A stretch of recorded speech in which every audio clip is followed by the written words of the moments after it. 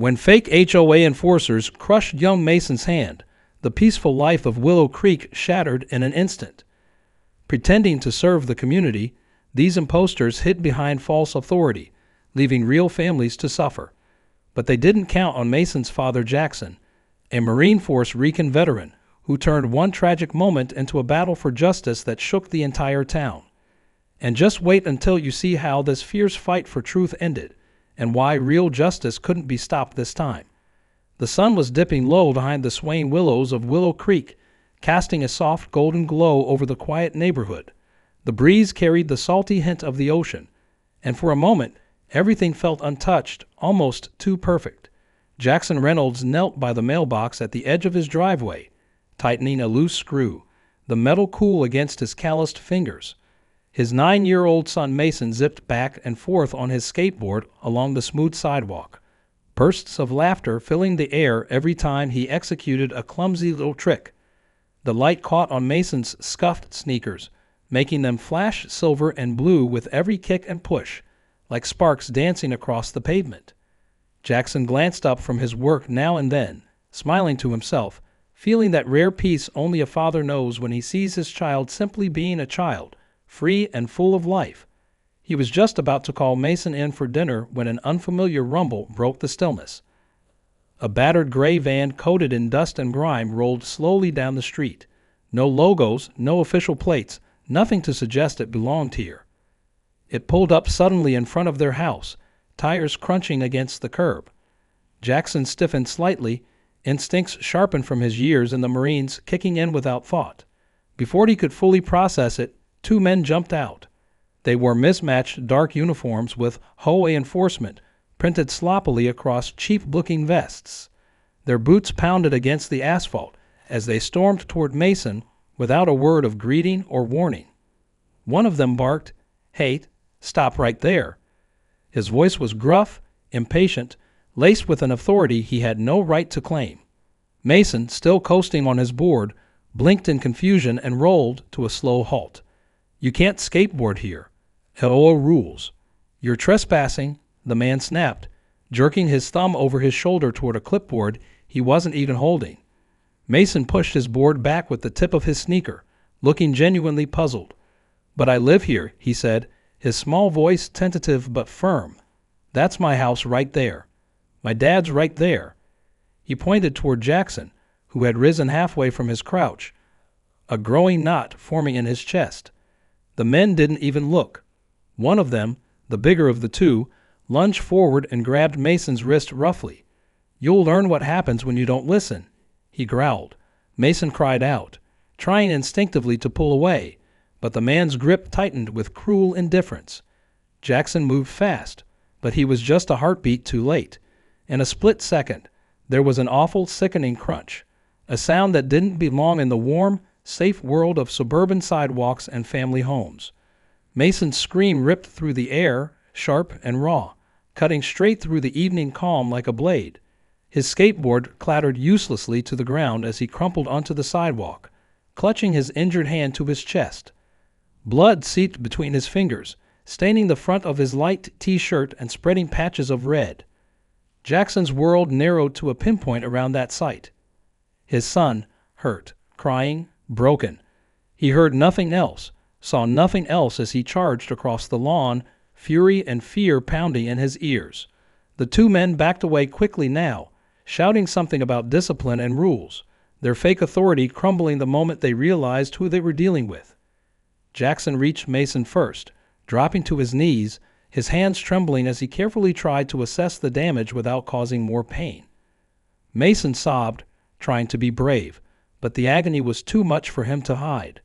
Jackson looked up, his eyes locking onto the 2 men with a cold, focused intensity that made them freeze in their tracks.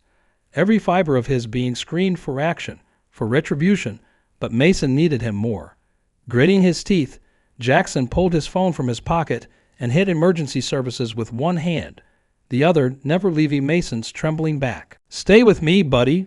I've got you," he whispered, forcing calm into his voice even as rage boiled beneath the surface. Neighbors were starting to gather now, stepping out onto porches and sidewalks, whispering, pointing, pulling out their phones. Someone called out that the police were on their way, but Jackson didn't look away from his son. He couldn't. He saw the trust in Mason's teary eyes, trust that his dad would make it right, would protect him no matter what.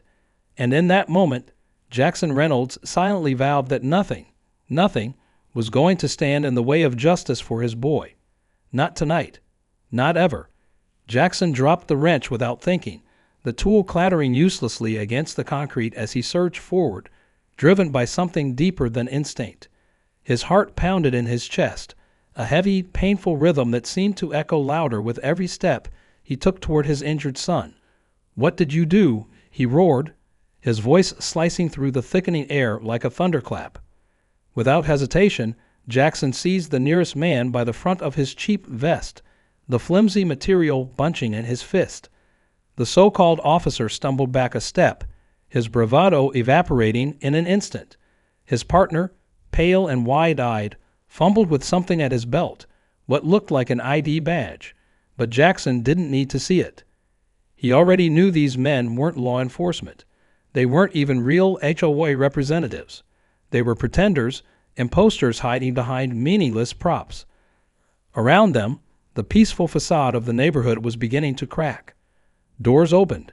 Neighbors stepped onto their porches, drawn by the commotion. Some pulled out phones. Others simply stood frozen, torn between disbelief and rising concern. Somewhere nearby, a voice shouted, "Call 911." But Jackson didn't turn his head. His entire world had narrowed down to the trembling child crumpled on the ground and the cowards who had dared to hurt him. His trained eyes scanned the imposters with brutal efficiency. No real officer would slouch like that. No real professional would carry such worn-out gear or wear sneakers instead of issued boots. Their stances were wrong, loose, careless. Their hands, when they moved, betrayed uncertainty rather than practiced discipline. These men were frauds, dangerous frauds. But Jackson barely registered the tactical details. His gaze kept dragging back to Mason, to the way his son sat hunched over himself, clutching his injured hand close to his chest. Blood dripped steadily from between Mason's small fingers, splattering dark spots onto the pale sidewalk. His face was scrunched in pain, tears streaming freely down his cheeks as he rocked slightly back and forth, desperate to ease the agony that no child should ever have to endure. Jackson's gut twisted so hard it nearly stole his breath. It was one thing to see pain on the battlefield. It was another to see it reflected in the broken body of your own child. Rage ignited in his chest, hot and consuming, but controlled, focused, the way only years of discipline could forge it.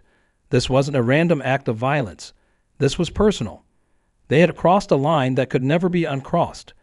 Jackson tightened his grip on the man's vest, jerking him forward just enough to strip away whatever thin veneer of authority the man had been clinging to.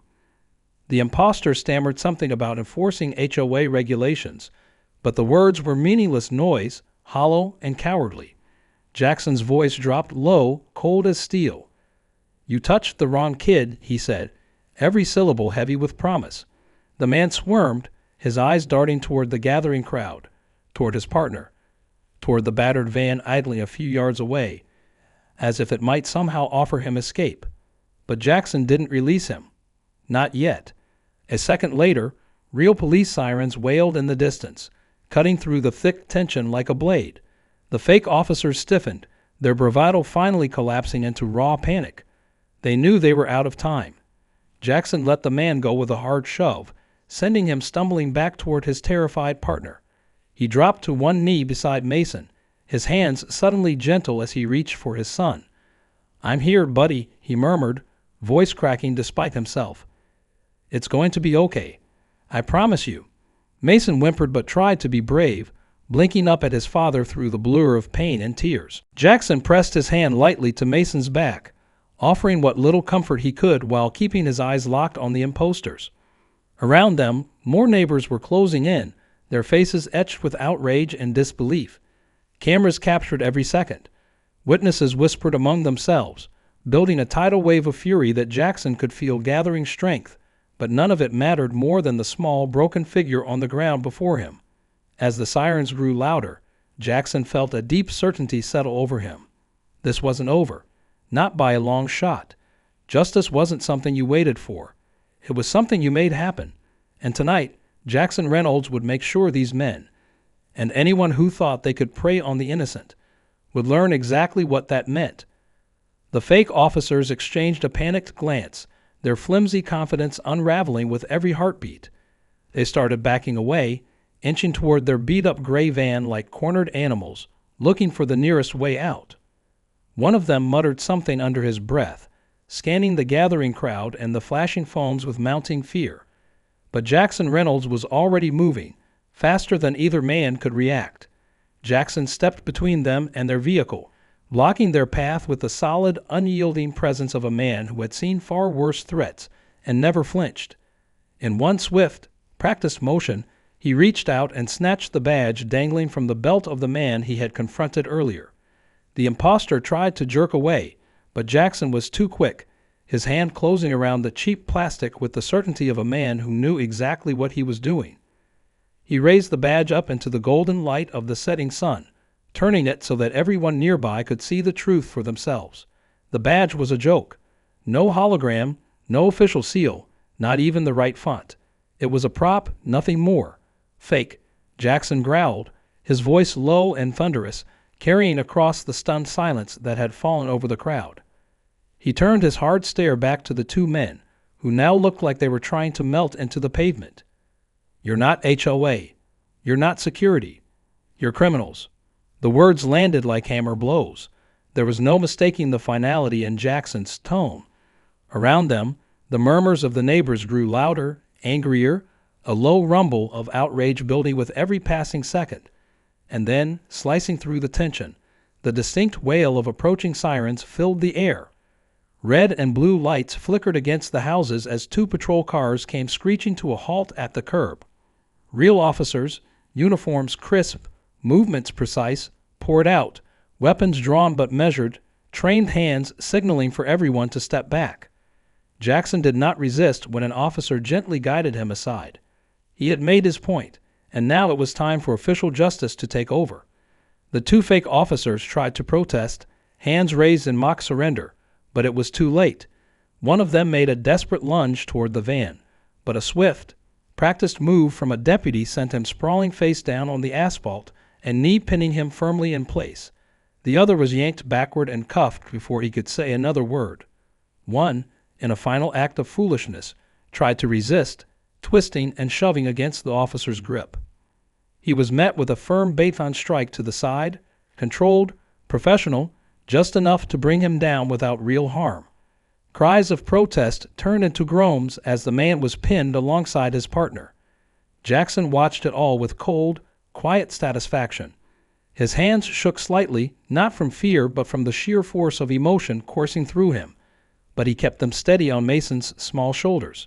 Mason was still curled against him, sobbing quietly, his uninjured hand clutching the fabric of Jackson's shirt like a lifeline. Jackson bent lower, resting his forehead gently against Mason's hair. "You're safe now, buddy," he whispered, the promise firm and steady. Around them, neighbors filmed, whispered, shook their heads. Some called out encouragement. Others simply stared wide-eyed, realizing just how close they had all come to letting real danger creep unnoticed into their lives. The officers moved swiftly, securing the scene, taking statements, gathering evidence, but Jackson stayed right where he was, cradling his son, feeling the slow, powerful return of control and the unshakable certainty that these men would answer for what they had done. The sterile smell of antiseptic filled the air, a sharp contrast to the warmth of the evening that now felt like a distant memory. Fluorescent lights buzzed overhead, casting a cold, clinical glow over the emergency room. Jackson sat motionless beside the small hospital bed where Mason lay, his hand wrapped in thick, careful bandages that looked far too big for such a small arm. The boy's face was pale against the crisp white sheets, his features tight with exhaustion and lingering pain even in sleep. Jackson had barely moved since the doctors delivered the news. 4 fingers on Mason's right hand were badly crushed, the bones shattered in multiple places. Recovery would not be simple. There would be surgeries, months of therapy, maybe even lasting damage that no amount of medicine could completely erase. The words had hit Jackson like body blows, each one heavier than the last. He had spent years in battlefields half a world away, faced storms and fire and chaos, but nothing, not a single moment, had prepared him for the helplessness of sitting here, unable to undo the harm done to his son. His fists clenched on his knees, nails digging into his palms, the rage still simmering just below the surface. This wasn't just an accident. This wasn't fate. This was caused by selfishness, by greed, by negligence, and someone would answer for it. He leaned forward slightly, brushing a loose strand of hair off Mason's forehead, careful not to disturb the boy's sleep. The small gesture was the only thing keeping the burning anger in his chest from erupting. Across the room, a quiet knock sounded at the door. 2 uniformed officers stepped inside, their faces grim but respectful. Jackson rose silently, stepping away from the bed, but never turning his back on it. One of the officers, a tall man with a clipped tone, got straight to the point. The men who had hurt Mason weren't just imposters. They were former employees of a security contractor, dismissed months ago for fraudulent practices. Background checks revealed a string of petty crimes, falsified credentials, and intimidation tactics. Somehow, they had slipped through the cracks and begun operating under the false claim of HOA authority, exploiting fear and confusion to collect bogus fines from residents. Jackson listened without interrupting, every word hardening the resolve already steeled within him. The officers continued, explaining that the Homeowners Association had failed to verify the legitimacy of the enforcement team they had loosely affiliated with. No thorough background checks, no oversight. It was easier, it seemed, to outsource unpleasant work to third parties and look the other way. That cowardice had opened the door for criminals to walk into their neighborhood and into his life. Jackson's jaw tightened. It wasn't enough to punish the men who had laid hands on Mason. The ones who had allowed it to happen, through negligence, through laziness or indifference, had to be held accountable too. He thanked the officers, his voice low and measured, and returned to the bedside. Mason shifted in his sleep, a small pained whimper escaping his lips. Jackson sat back down, resting a hand lightly on his son's back. His mind was already working, methodically and relentlessly. There would be a reckoning, not out of vengeance, but out of duty. For Mason, for every family that trusted their community to be a safe place. Jackson had fought to protect his country. Now he would fight to protect his son's future. And this time, he would make sure the battle was fought on his terms. Jackson didn't waste time. The day after Mason's surgery, while his son rested under careful watch, Jackson began building his case. Every instinct, every ounce of training he had honed over years of military service locked into place with precision. He wasn't driven by anger alone. He was driven by purpose. He started by collecting eyewitness accounts from neighbors who had seen the confrontation unfold. Door to door, he knocked, speaking calmly, methodically, earning trust not with force but with quiet authority. People responded. Videos surfaced. Grainy footage from doorbell cameras, shaky cell phone clips. Each one another piece of the puzzle falling into place. Jackson meticulously cataloged every recording, noting timestamps, angles, details that others might have missed. He then turned his attention to the HOA itself, diving into public records, bylaws, and contracts. He unearthed glaring gaps in protocol, gaps that allowed imposters to roam freely under the HOA's blind eye. His case wasn't just emotional, it was ironclad. He built it the way a seasoned tactician would plan an operation, layer by layer, piece by piece, until there was nowhere for the guilty to hide. By the end of the week, Jackson was ready. When the HOA called for an emergency meeting at the Willow Creek Community Center, they expected routine questions, maybe a few complaints. They didn't expect Jackson Reynolds. The meeting room, usually half empty during regular sessions, was packed wall to wall. Residents stood along the back and spilled out into the hallways. Parents clutched their children's hands tightly. Seniors leaned forward in their chairs, faces lined with worry and expectation. When Jackson took the floor, silence fell like a heavy curtain. He didn't shout. He didn't need to. His presence alone commanded attention. Calmly, he laid a thick folder on the podium. Then, one by one, he presented his evidence. a printed timeline of the imposters' activities, photos comparing fake IDs to legitimate ones, video clips showing the assault on Mason, projected on a large screen, the images grainy but unmistakable, witness statements, official reports. Every word Jackson spoke was measured, undeniable. He wasn't asking for sympathy. He was demanding accountability. As the presentation unfolded, the mood in the room shifted palpably. Shock rippled through the crowd. First a collective gasp here, a stifled cry there. Then came the anger. Low murmurs of outrage grew louder, swelling like a rising tide. Mothers pulled their children closer. Fathers exchanged grim looks. Some residents wiped tears from their eyes. Others clenched their fists tightly in their laps. At the head table, Karen, the president of the HOA, a woman once regarded with distant respect, shifted uncomfortably in her seat. Her face flushed, and when she finally tried to speak, her voice cracked under the weight of the room's judgment. She stammered excuses about miscommunication and trusting the wrong contractors, but the words fell flat. No one was buying it. Jackson didn't interrupt. He didn't have to. The truth was louder than any speech could ever be. By the time Jackson finished, the energy in the room was electric. Willow Creek wasn't looking at Jackson Reynolds as just another resident anymore. They were looking at him as the man who had stood up when no one else would, and the man who would lead them to demand real change. With the lawsuit filed and the HOA council, led by Karen, forced into resignation, Jackson didn't slow down.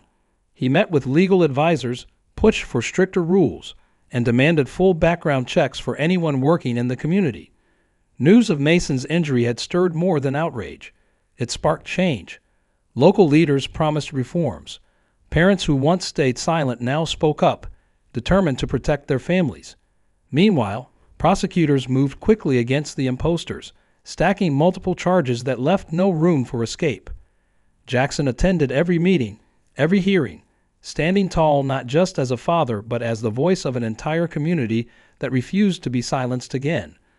A month had passed, and life in Willow Creek, though forever changed, was beginning to heal. Mason sat at the kitchen table, his right arm still encased in a heavy cast, concentrating fiercely as he tried to guide a spoon with his left hand. Every movement was slow, clumsy, and frustrating, but he never gave up. Jackson watched from across the table, heart swelling with a mixture of pride and quiet sorrow. Mason gritted his teeth with every dropped spoon, every accidental spill, but he always picked it back up and tried again. The boy's determination mirrored everything Jackson had ever tried to teach him about courage, not the absence of struggle, but the refusal to be defeated by it. Outside the walls of their home, Jackson's fight had grown into something bigger than he ever anticipated. Inspired by what had happened, he established a nonprofit organization dedicated to supporting families who had suffered from abuse or negligence by homeowners associations. The fund provided legal resources, counseling, and a public platform for stories that otherwise would have been buried in silence.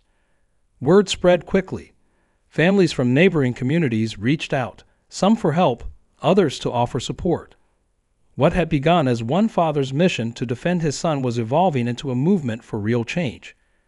Jackson found himself busier than ever, organizing meetings, coordinating with attorneys, speaking at community events, but he carried it all with a quiet sense of purpose. Every time he looked at Mason's determined little face, he was reminded why he fought so hard. The town of Willow Creek, once content to look the other way, had found its voice. Residents demanded better standards, greater accountability, and a permanent end to unchecked authority. New regulations were drafted, stricter controls put in place, and a renewed sense of unity flowed through the streets where suspicion had once lingered.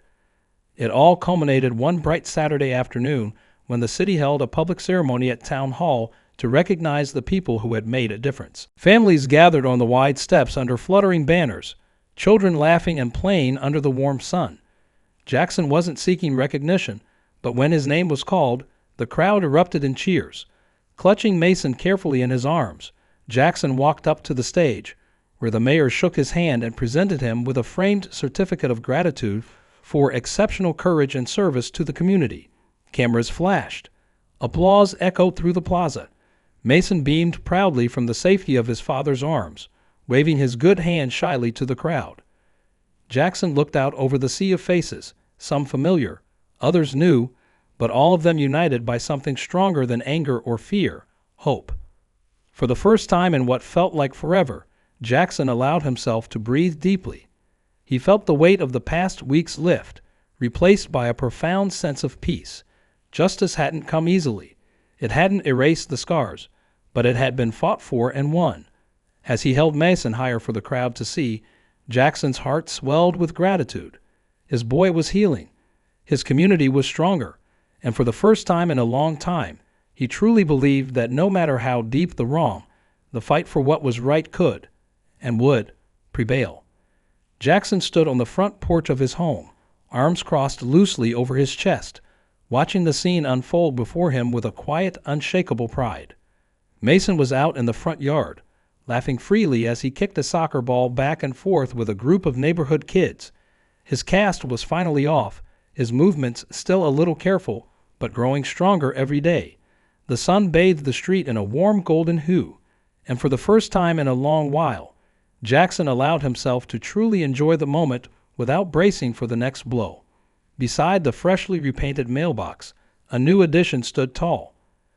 A crisp metal sign anchored firmly into the ground. Bold letters gleamed in the light, protected by Marine Force Recon veteran. It wasn't meant as a threat. It was a promise, a silent declaration that this home, this family, would never again be easy targets for anyone who thought fear could be used as a weapon. The neighbors had noticed the sign the day it went up. A few had even asked where they could get one of their own. It wasn't just about Jackson anymore. The entire community had changed. The air was different now, stronger, sharper, filled with an unspoken unity. People looked out for each other in ways they hadn't before. Trust, once broken, was slowly being rebuilt. As Mason dribbled the ball with increasing confidence, Jackson spotted parents chatting on porches, teens riding bikes down the street, toddlers chasing bubbles in front yards. Normal, everyday life, the kind of peace so easily taken for granted, had returned to Willow Creek, not by accident but by choice. Jackson exhaled slowly, feeling the weight of recent months settle somewhere deep inside him. No longer a burden, but a reminder. He knew the world wasn't perfect. It never had been. Danger would always exist. Injustice would always find cracks to slip through. But he also knew something more important. Standing up against it made all the difference. He had seen it in the way the HOA board led by Karen had crumbled under truth's pressure, in the way neighbors had rallied without hesitation, and most of all, in the determined smile of his son who refused to let fear define him. If the day ever came when he was called to fight again, to protect, to defend, to rebuild, Jackson would not hesitate. No matter how steep the cost, he would meet that moment head-on, just as he had before, and he would never stand alone. The people of Willow Creek had proven that. They had stood with him, shoulder to shoulder, when it mattered most, and Jackson knew in his heart they would again if needed. For now, though, he allowed himself to simply be a father watching his son play in the sunlight, a man standing guard over everything he loved, not with anger, but with unwavering resolve. The battle had been fought. The scars would remain, but so too would the victories, the hard-won, precious victories that made every sacrifice worthwhile. Jackson gripped the porch railing gently, feeling the solid wood under his fingertips. He smiled, a real, genuine smile that reached his eyes. Mason let out a shout of triumph as he scored a goal between two makeshift cones, his friends cheering him on. Jackson raised a hand in a slow, proud wave. This was what justice looked like, not in courtrooms or headlines, but here in the laughter of a healed boy and the strength of a community that had chosen to be better. Jackson stood a little taller. Whatever came next, he was ready, and he knew, deep in the steel core of his being, that no one would ever again mistake Willow Creek for an easy target. Not while men like him still stood watch, and not while hope burned brighter than fear.